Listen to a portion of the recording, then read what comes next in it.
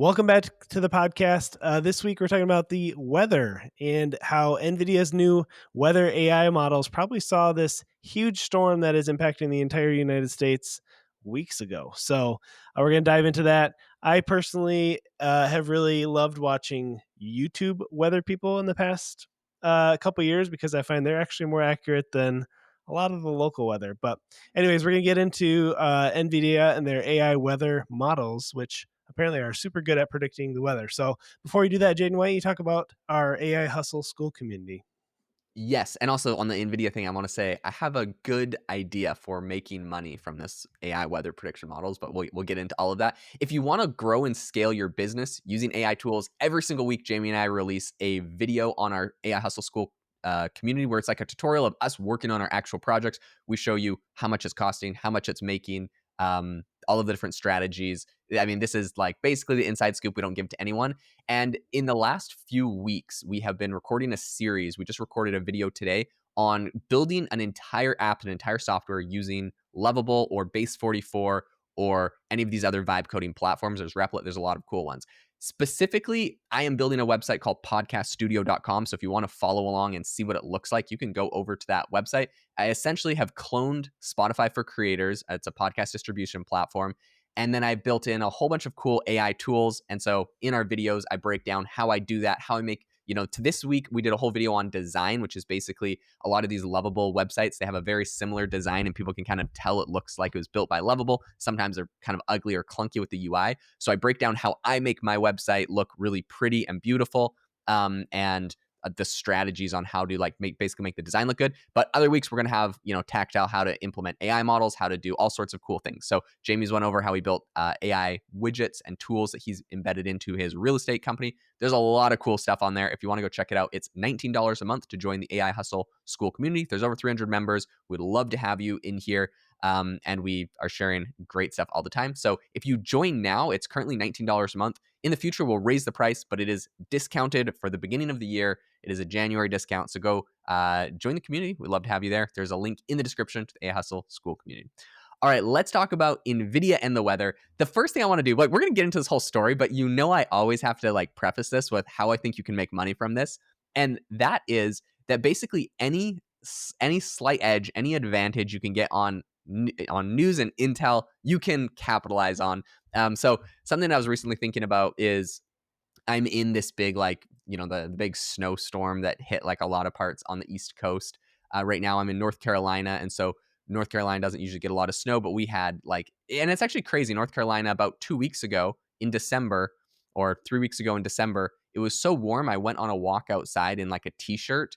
And I was just like, well, this is the craziest December I've ever had. And now we are sub-freezing temperatures because we had this huge cold snap that blew in.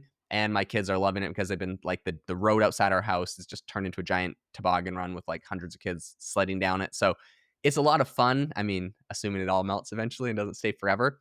But there are some unfun things about it, which I'll get into. But I think there's ways you can make money on that. And that is that the other day I was going into the grocery store right before the big storm was supposed to come in. It was the day before. And I noticed that they had a huge stand out front full of sleds, plastic sleds.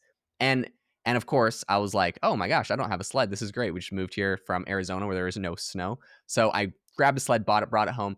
And it all of a sudden occurred to me that had somebody known, well, obviously someone had to kind of pre-order this. They probably knew a little bit of the seasonal, but how much snow did they know about is to be determined.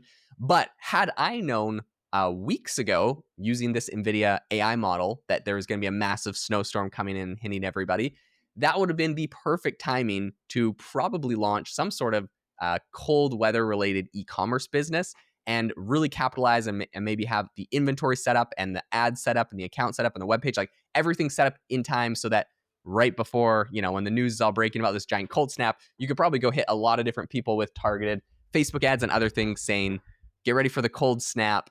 Here's some sleds you should get. Here's some hand warmers you should get. Make sure that you have, backup generators.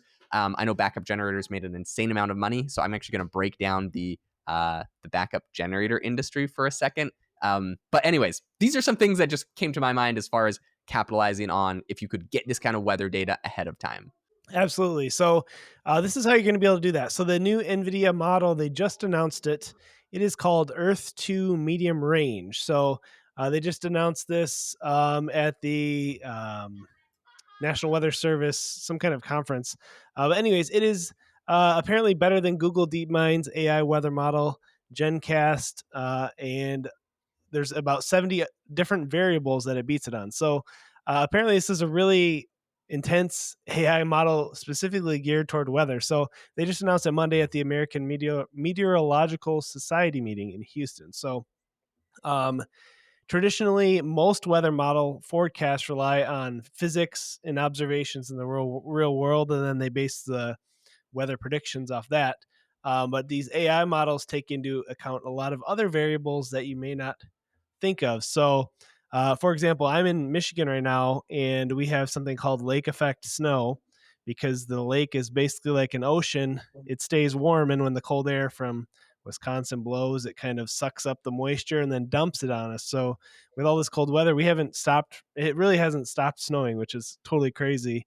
Oh But man. the weather forecast as far as snow totals were way off because of the variable there of the lake effect snow. So I'm guessing these AI models take a lot more into account than just some of the physics and things, and are able to give you more accurate forecasts. But Yeah, and one thing I will say about this in particular, according to an article on this, they say that traditionally most weather forecasts rely on simulations of physics. So they're kind of looking at physics in the real world, and then they're simulating that.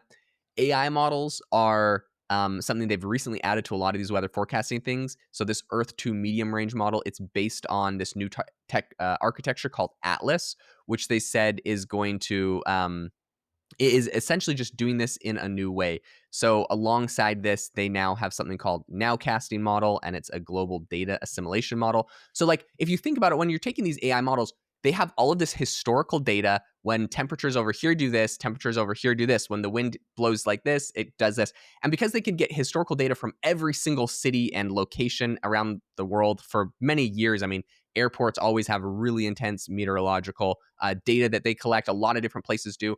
And so with all of this data, they can build predictive models where it's not just like trying to simulate the physics of it's this temperature, this is what's going to happen next. They're much more predictive, and so they're essentially tackling this in a new way. This is something that they said they Pritchard talking about this said because this model is trained directly on globally available geostationary satellite observations rather than region specific physics models outputs. Nowcasting's approach can be adapted anywhere on the planet with good satellite coverage. So another interesting thing about this is, I mentioned all of the geological or sorry, meteorological data that you collect at like an airport. But the problem is, I live in North Carolina. The Raleigh airport's a little ways away from me. There's a lot of cities further out that don't have, maybe great forecasting data. But because they're able to grab all of this with satellites, they essentially can hit every single city to much higher precision the way that they're doing this. So overall, very exciting, very interesting, and this is going to be huge. Okay, capitalizing on it, and maybe Jamie, I guess Jamie, any other thoughts on the new tech on that?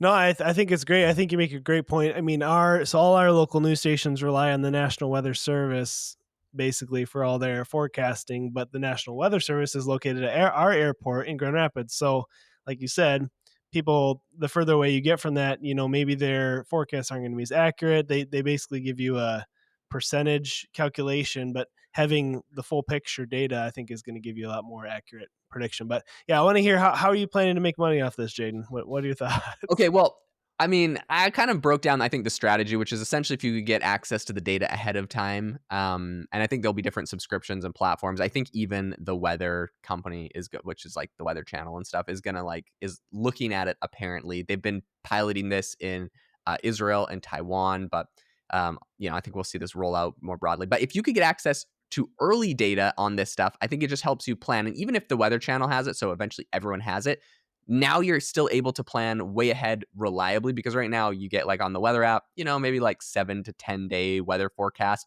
If you get this thing to be 2 or 3 weeks, that's way more lead time for setting up a business or any sort of, I guess, way to monetize it. One of the biggest ones for like weather and for cold weather, I think, is generators. I know a ton of people in my neighborhood and that I've talked to that are like, yeah, I just went out and bought like a diesel generator or a gas powered generator for the first time. These things are not cheap. And I don't know, Jamie, do you have a generator? I do not. Nope. We kind of have similar to what you had said. We have a gas fireplace, so if our power goes out, we at least have heat. But yeah, we don't have a generator. Okay, if you go on Amazon and look at generators, I mean, you can buy them for like 450 bucks, 400 bucks. There's also, I mean, like generators that are thousands of dollars, but you get, cheap ones for like $300. But yeah, 1100 bucks for a good generator. Nothing that's not very surprising. So these things can be very expensive. Of course, if there's like an emergency, it's a great emergency tool. I know like growing up in Canada, we always had a generator and we had a pretty beefy one because the power would sometimes go out for like 3 or 4 days when there was a ton of snow and like a bunch of lines would come down. So yeah, we'd had a pretty beefy generator, and sometimes we ran that thing. And I actually remember huge snowstorms coming. My dad went out to Home Depot and bought it, and it was like massive. In my brain as a kid, it was like $3,000, 3,500 bucks or something like that. I don't know if it actually was that, but that's what my Yeah. like Right. 12-year-old self's brain is remembering the price on this generator. Maybe it was really just the version of the generator was the turbo 350 or something. I don't know, 350. But anyways, these things could cost a lot of money.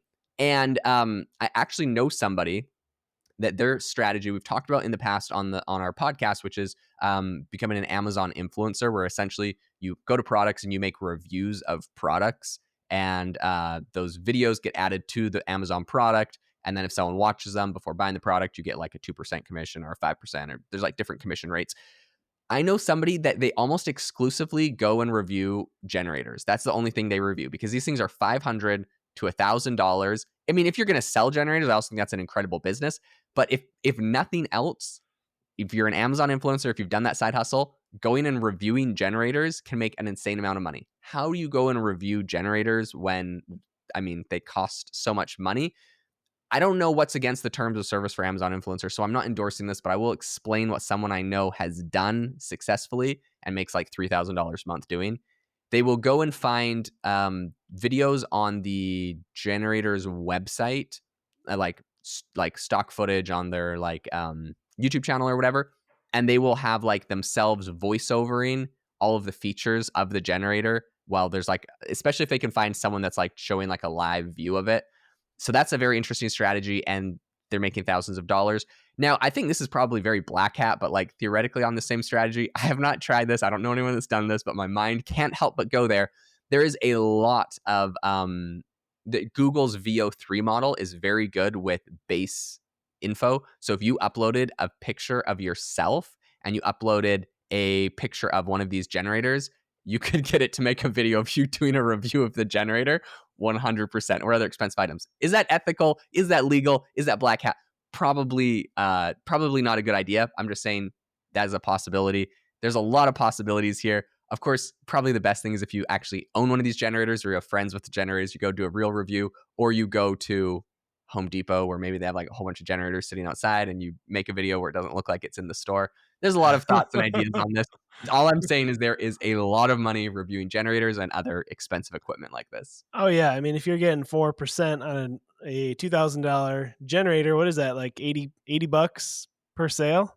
I mean, Yeah. that's pretty good. That's pretty good if they see your video. So it's been a while since I've even thought about the Amazon influencer program, but since you mentioned it, that is a great idea. And if you're listening to the podcast, you should consider it. So, by the way, we do have some tutorials on that in our school community. So if you are interested, again, you got to check out our school community. It's a great place to be. We'd love to have you be a part of it. Thanks for listening, and we'll see you next time.